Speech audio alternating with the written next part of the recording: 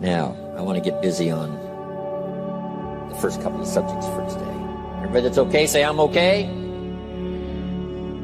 Here's the first subject that I found so interesting I want to share with you. Then I want to talk about personal development, the subject that I started listening to age 25 that revolutionized my whole life, from my mentor, Mr. Earl Schoaf.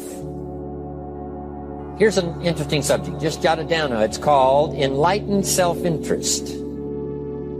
Enlightened Self-Interest. It's a fascinating study to study the idea of self-interest. But just make this note, all of us, have self-interest. The key is for it to be enlightened so that everybody wins and no one loses. Our first interest is to survive. What does it take to survive? Our second interest is to succeed. What does it take to succeed? What does it take for me personally to survive and to succeed? Can I legitimately be interested enough in the things that help me both succeed and survive? And here's what I discovered. The answer is yes. It's possible to exercise self-interest, but to do it in such a way that no one loses, everyone benefits. Key phrase. Life was not designed to give us what we need. Life was designed to give us what we deserve. We do not reap a harvest in the fall because we need it. We reap a harvest in the fall because we deserve it. Not necessarily from a moral standpoint. Of course, there are some moral laws as well, spiritual and moral laws. But just the basic laws that simply say if you wish to reap, you must plant. So jot this down. Reaping is reserved for the planters. And the reason they reap is because they deserve it. They're the planters. They deserve to reap. Interesting Bible phrase that says, if you keep knocking, you'll find open doors. Good phrase to jot down. If you keep knocking, you'll find open doors. Doors of opportunity. Doors of a chance to meet someone. Doors open for association.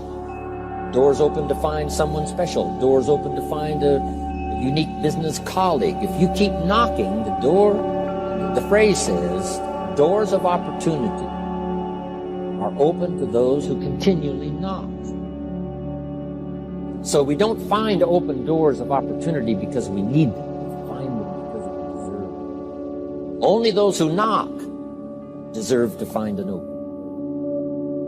But the promise is, if you continually knock, you'll find doors of opportunity. It says, if you search, you will find.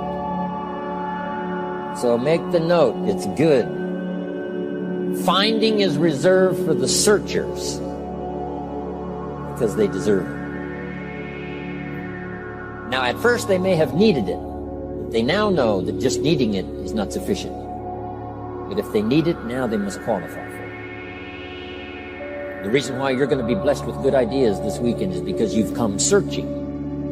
You've gotten on an airplane to come searching. You got in your automobile to come searching. You got here searching. Now you're ready to receive. And for those who search, they will find answers. They will find plans. Imagination to stir yourself into action for future benefit. So if you search to find a good idea, you must go looking, searching. You've got to go to church. You've got to go to class. You've got to go to the seminar. You've got to go to the library. You've got to go to the books if you wish to find. Rarely does a good idea interrupt you. Rarely. But if you will search, you will find. So we get not what we need, but we get what we deserve. It says if you ask, someone has an answer. If you keep asking, the answers belong to you. Because by virtue of asking, you have qualified. So we don't get what we need, we get what we deserve. the mother on welfare should be taught in some small manner, that hopefully she can begin deserving the welfare check. Not getting it because she needs it, but now starting to get it because she deserves it.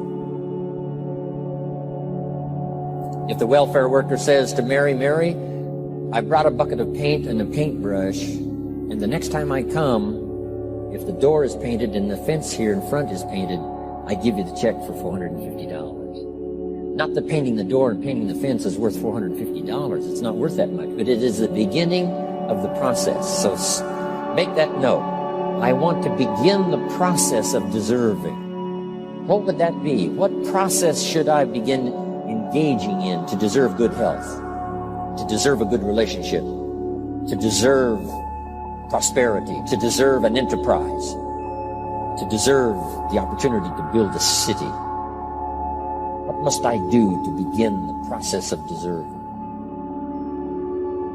So now the welfare worker comes back and the door is painted and the fence is painted. And now Mary gets the $450 to help take care of her children, not because she needs it, but because she's beginning to deserve it. Then the welfare worker thinks of some other project. She said, Mary, if these weeds are gone and this little garden is cultivated, when I come back, now that the door is painted and the fence is painted, if the weeds are gone and this little garden is cultivated, you get the $450. And step by step, a new life is emerging, learning the process of deserving it, not just needing. We teach our children at home, right? Child says, I need $10. So that language doesn't work here. There's plenty of money here, and the vaults are full. But to say I need $10 is not how you open the vault. So the child says what? Wow, how can I get that $10 that I need? So here's what they learn to say. How could I earn $10? Now the vault opens up. Now the money starts to flow. How could I earn? What could I do to earn? Not to get the money because you need it. Maybe you need the money. That's, all of us have needs. Here the key is to figure out how to open the vault, how to open the bank, how to open this unbelievable flow of resources to come our way. And here's the key to deserve it.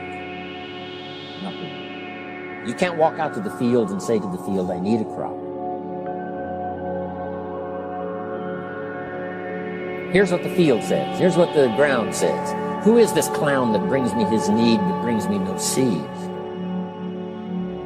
So jot that down. Take your seed to the marketplace, not your need.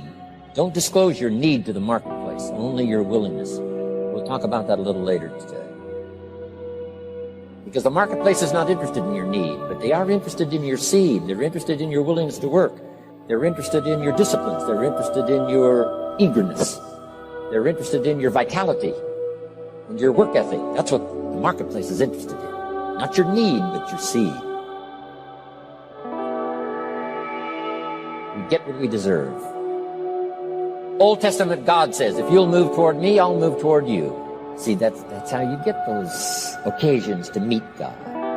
You must make the move. God could say, you don't move, I don't move. You say, well, that's arbitrary. Well, when you're God, you can make it that way.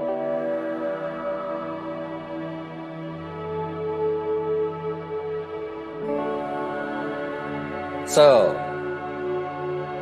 the law says if you wish to receive, now let's talk about enlightened self-interest. If you wish to receive, and we would call the wish to receive self-interest. But if it's enlightened self-interest, here's what it says. I understand that in order to receive, I must give. Receiving is reserved for those who give. Receiving is not reserved for those who need it. It's reserved for those who deserve it. We deserve the receiving. In fact, there's an extraordinary phrase in this little context, and here's what it says. It's better to give than it is to receive. Now, the uneducated person would find that difficult to ponder. Why would it be better to give than it is to receive? So let me give you one of the better phrases for the day. Here it is. Giving starts the receiving process. So of course it's better to give as to receive. How much receiving do you wish? You must start the giving process.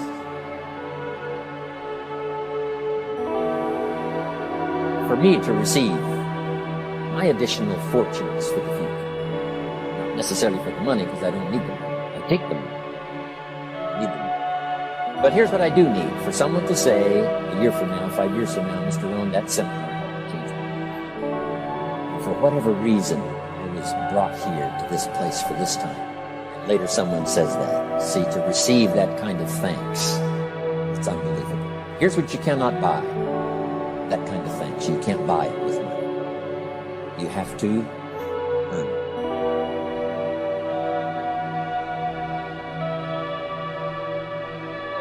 Now let's expand a little further now. It's called the law of riches and wealth. In our own self-interest, if we wish to be rich and wealthy and prosperous and healthy and all the valuable things we can think of for the human experience, how could we get there? It's understanding the law of enlightened self-interest and the law of deserving. The question was asked in the Bible, how can we be great? What is the key to greatness? Great wealth, great return, great accolades, trophies to put on the mantle above the fireplace. How can we get great respect, great riches, great abundance for ourselves? How can we get that? And the answer was given. And here was the answer: find a way to serve. Find a way to serve the many. So I paraphrase it to read this: service to many leads to greatness. Service to many leads to greatness. Someone says, well, about the best I can do is take care of myself. That's okay. Self-care has its own reward, but it's very limited. Somebody says, I can't be worried about other people's problems. I got enough problems of my own. That's okay. Self-defense is okay. Self-preservation is okay, but it has a very limited reward. If you wish to change that into abundance, prosperity, and uniqueness, then here's what you must do: help solve other people's problems. Help find answers for someone else, not just for yourself, but for someone else. And in that kind of service, you now begin the process of greatness.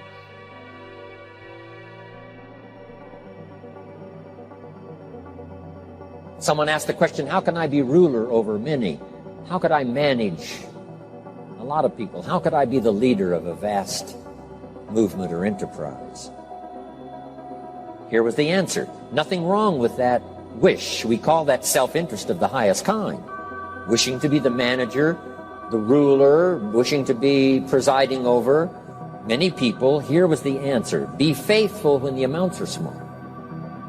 Be faithful when there's just a few. Be disciplined when there's only a few. That starts to entitle you to someday be ruler over many.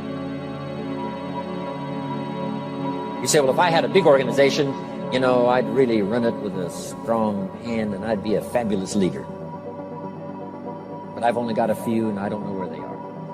See, that's not going to work. If you wish to preside over riches, you must start when the amounts are small. Someone says, oh, if I had a fortune, I'd really take good care of it, but I've only got a paycheck, I don't know where it goes. See, not knowing where it goes disqualifies you now for presiding over the fortune. We've all heard that, right? I don't know where it all goes. Did you ever hear that expression? Oh, we'd love to have you run the company. You don't know where it all goes. Somebody says, it just gets away from me. Oh, we'd love to have you run the world, right? It just gets away from you. Somebody says, it's only pennies and it's only a few. Here's where you begin to qualify for abundance and riches and greatness and respect, is to be disciplined when the amounts are small. Someone finds it unique, right, that this many people would come and hear what I've got to say for a whole weekend, but this is not where I started. I started with just a few, but I was so on fire with the few, trying to translate for them in my awkward ways back then what had happened to me. My life got changed, my income got changed, my health got changed, everything got changed for the better. And now I've lived the most extraordinary life. But it started with my passion for just a few, to translate for just the few. Someone says, well, there's just a few here. Does this meeting matter when there's only a few? And the answer is yes. Jot this down. You never know who's in the audience, whether it's a few or 1,000 or whatever. But you got to be faithful when there's just a few.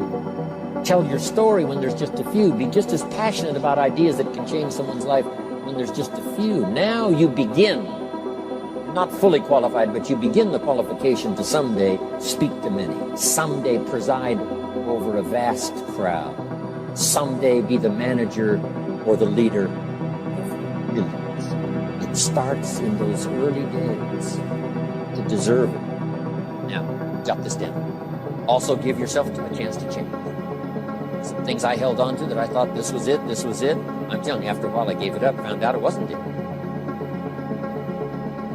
So give yourself a chance to change. Refine your philosophy. Refine your direction. If you'll give yourself a chance to do that, here's what will happen down the road a ways. A new door will open that you haven't discovered before. Give yourself a chance to change. Reevaluate.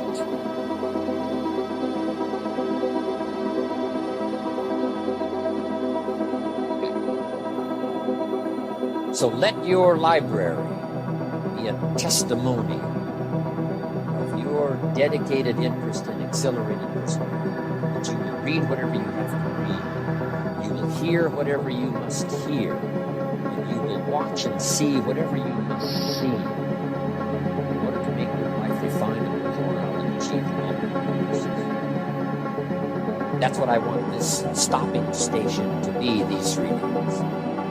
Just to come here and sit for a while, listen and ponder, and take notes and hold on, and see if you can absorb, get all that you possibly can here, so that it will start to refine your life even before you get on an airplane and fly back wherever you go, before you get in your car and drive away. What we share with you here, with whatever all the rest that you've learned, this will be a catalyst to start a process even before you get home and start. Some of you are going to set some goals. We're going to do the workshop, designing the next 10 years. Hopefully you'll come up with some new promises, some new objectives, some new ideas. By the time we're finished here, these 2-3 days, I'm telling you, you'll see yourself able to accomplish 2 times, 3 times, 5 times more than you ever thought was possible, which will make this cost of this seminar a small price to pay. Hopefully it'll make the time you spend here a small price to pay, compared to making this an investment in your future. And what will flow in terms of money and income and return and reward and respect, and dignity and accolades, trophies, all the stuff that can be used. A marriage that lasts forever, a friendship that nourishes you forever, things that you'll find that you'll keep and treasure for a lifetime. Hopefully this is one of those weekends. It takes a lot of effort to learn. It takes a lot of effort to learn. It takes a lot of effort to decide, hey, but jot this down. It's all worth the price. Whatever stimulates you to think, whatever stimulates you to wonder, whatever stimulates you to react or even to debate, even if you hear something you say, well, that's not right, see, that's still valuable. It means you're awake. It means you're alert. It means you're alive. It means your mind is ready to take on something, whether it's agreeable or not agreeable. Something right, something wrong. Who cares what it is? We've got to listen to a variety of voices. And some are going to come from the left, and some are going to come from the right. And some are going to come from mysterious sources. And some will try to entice you with all kinds of stuff. But that's okay, just so you're alive and alert and awake, ready to process anything that comes your way. Take the best of it and make it beneficial for you, so that tomorrow you walk with a stronger step. Next month you see a clearer vision. And a month from now, the purpose for your life is multiplied by 2, 3, 5. That's what I want to create. So, now to hurry and get through, because we have so many subjects to cover, let's cover now some other things under personal development. Here's one that's important as you read and as you listen and as you study and as you grow and as you take notes and as you fill up your journal. then try to work on the ideas to make yourself valuable in the marketplace. Here's something to remember under personal development, some things I had to learn. First, steps to success. First of all, you need good ideas. Just decide right now you're going to accelerate your plan for collecting good ideas. Ideas for your life, ideas for your health, ideas for your marriage, your relationships. Ideas that stimulate. One idea sometimes leads to the next, leads to the next. And the 4 or 5 ideas in the future that really thrust acceleration into your life, you couldn't have gotten unless you went through the first one and the second one and the third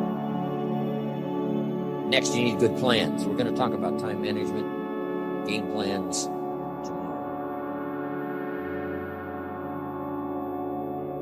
You need a good health plan. Traveling around the world, you can imagine the kind of health plan I have to have. If I didn't have a superb, extreme, gotta underline the word extreme. If I didn't have a superb, extreme health plan, you think I could travel all over the world? People look at my calendar and say, impossible. I'm the only one that can do it. Everyone else is too young. Incredible. But I've got to be extremely healthy. I can't let up at all in terms of diet, nutrition, exercise, all that stuff in order to stay healthy. So a good health plan, a good family plan. Here's a good one, a good marriage plan. Some people just go along married with their fingers crossed. You've got to have a better plan. Some are whistling in the dark, hoping everything will work out. Not a good one. You need a good plan for how to use the day. We'll talk about that. Best kept secret of the rich. How to use your time. A good plan to meet the right people over the right amount of time to stimulate your life. You need a game plan for lifestyle. We'll talk about that later.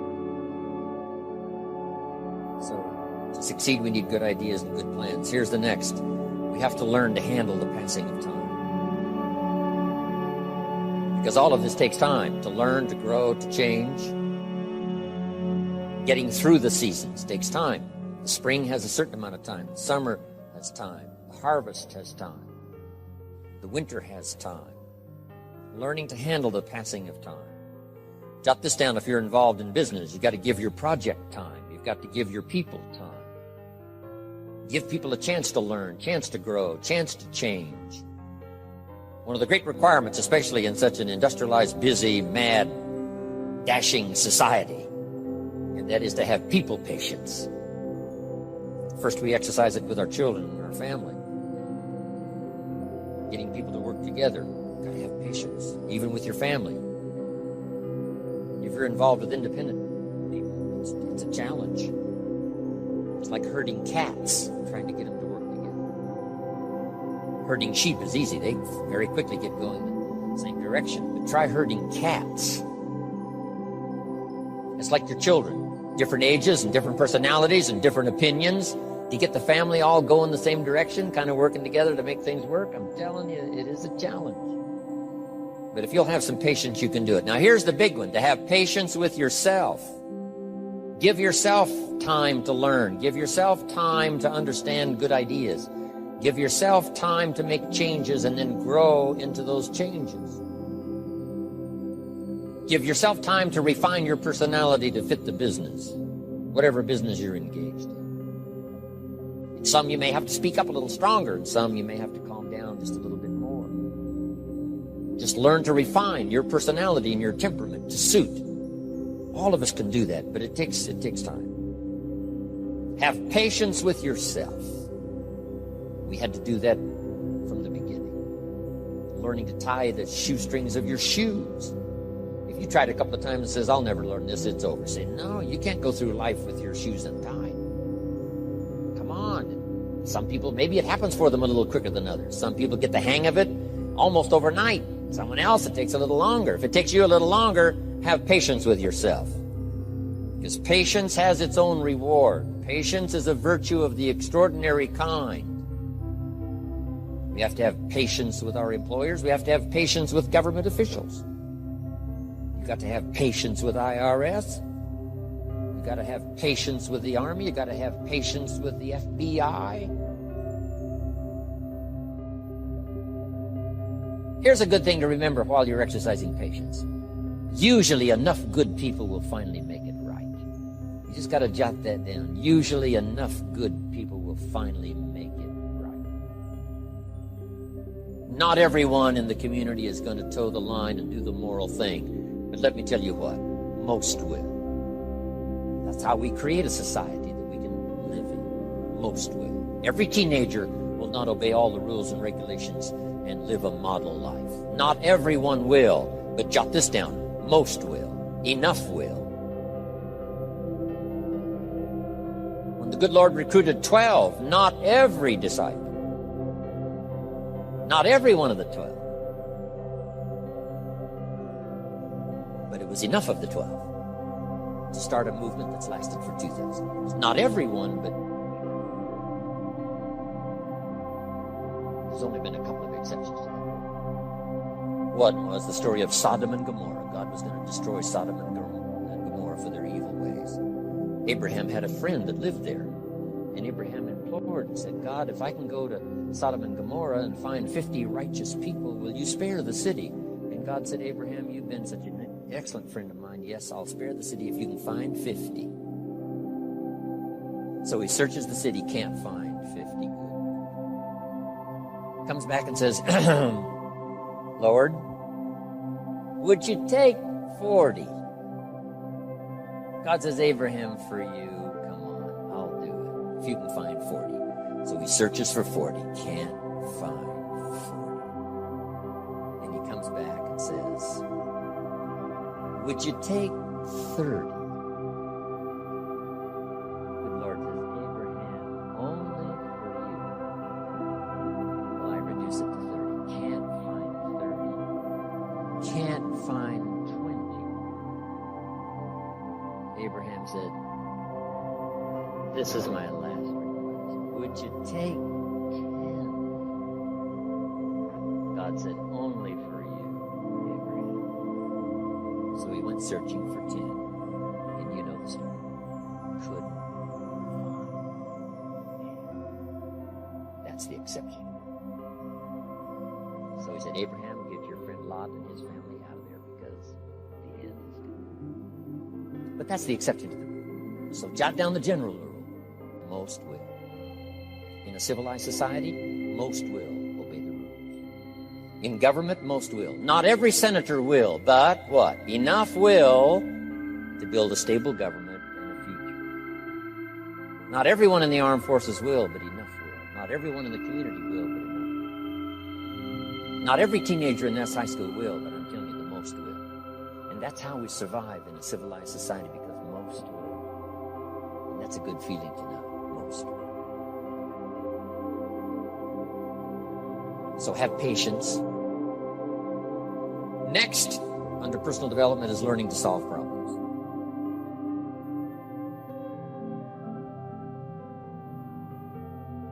By the way, having patience with the seasons takes time to develop the crop. You can't plant the seed, dig around it in a few days saying, where is it, where is it? And you can't really help. All you can do is nourish.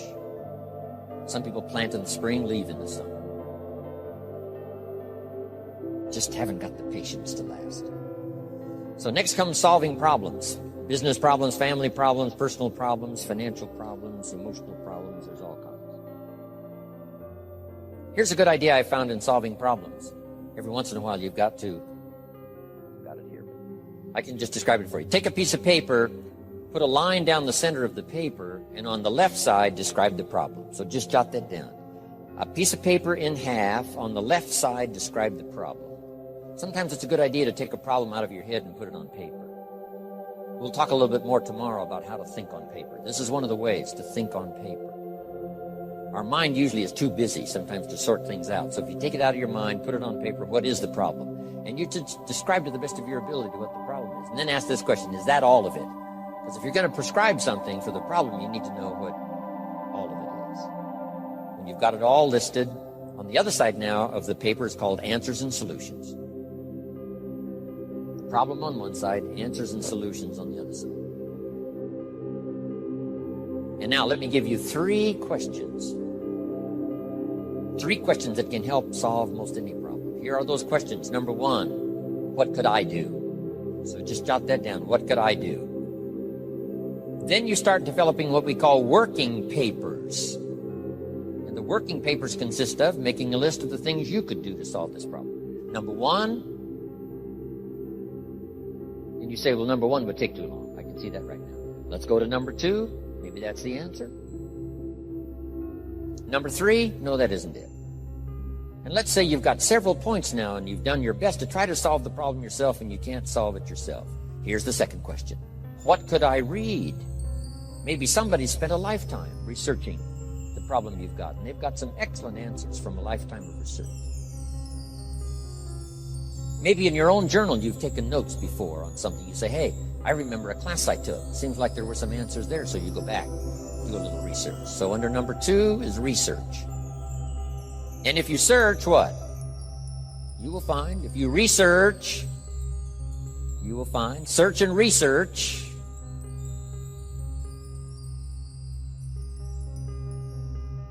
Now, research as soon as possible, because if the problem is severe, you don't want to wait till too late. My friend Kenny comes to me and says, he just lost a beautiful lady, fabulous lady. They got a divorce. She was really something. Then after his divorce, he comes to me and says, you know, it's over. But he says, you know, something strange. He said, I found a book in my own library that I think would have saved my marriage if I had read it before my divorce. And it was a book entitled How to Live with Another Person. He said, I should have read that book a long time ago. He finally read it, but it was...